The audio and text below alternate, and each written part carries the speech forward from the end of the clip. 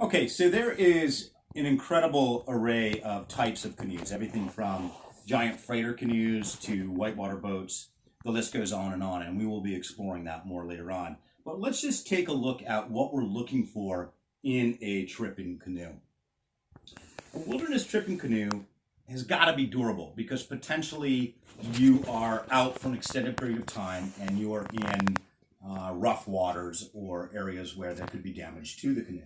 It's got to be lightweight. This can't be underestimated because inevitably you're going to be portaging, which means you're carrying your canoe and gear overland to get from one body of water to another. Loading capacity. I think one of the whole purposes of wilderness canoeing is the fact that you can carry a lot with you, which potentially makes your experience more enjoyable. So you want a boat that can handle a lot of weight.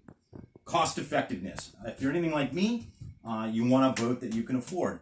And honestly, you can get a canoe from anywhere from $50 to $5,000 with ease. So there's a huge spread in which we're looking at. Stability, and depending on your ability as a paddler, you want a tripping canoe to be able to withstand some bigger water and also not tip at the slightest little breeze or little obstruction.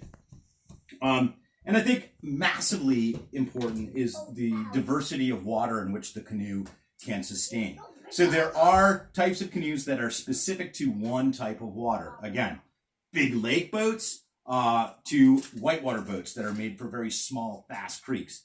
A tripping canoe, and again, we're going to talk more about it, can handle a little bit of everything. So it's not the best at any of those, but it's a jack of all trades. And I'll show you how to kind of suss that out as you move through.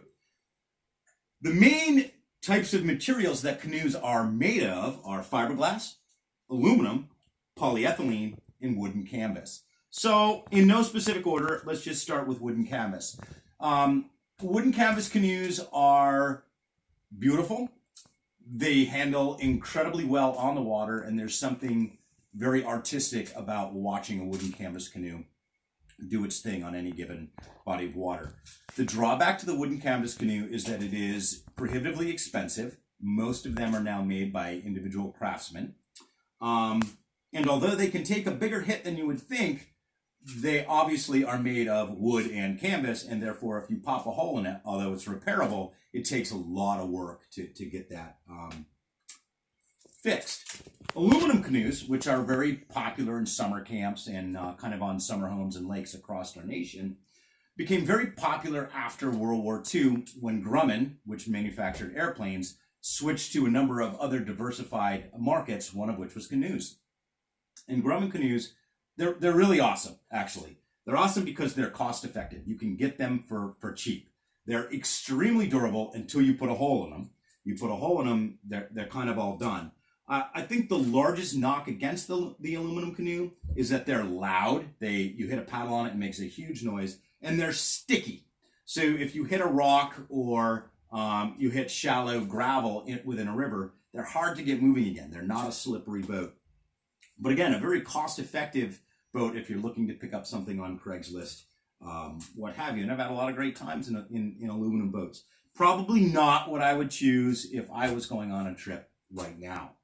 Fiberglass boats is funny because there's a big disparity between the two. A cheap fiberglass boat is just that, a cheap fiberglass boat. An expensive one is that, it's a boat of quality.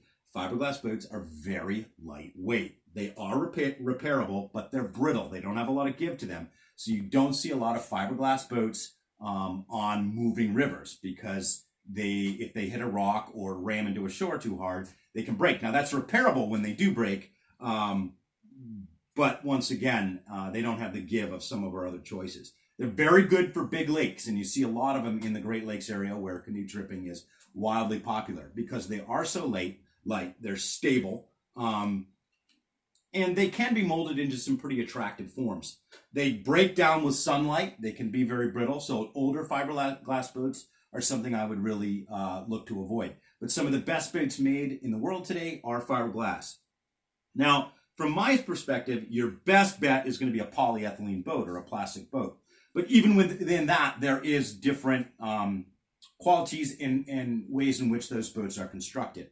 So first of all, you kind of have what's called a polycore or a polylink boat. Each company has their own term for it, but this is a heavy duty inner and outer plastic layer that's filled with a foam in the inside.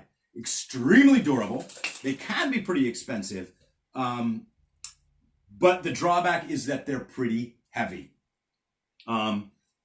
Your big companies like Mad River, Old Town, Bell, etc., they're going to have polyethylene boats, and they can be quite affordable for a really good, stable tripping boat, but they can be heavy.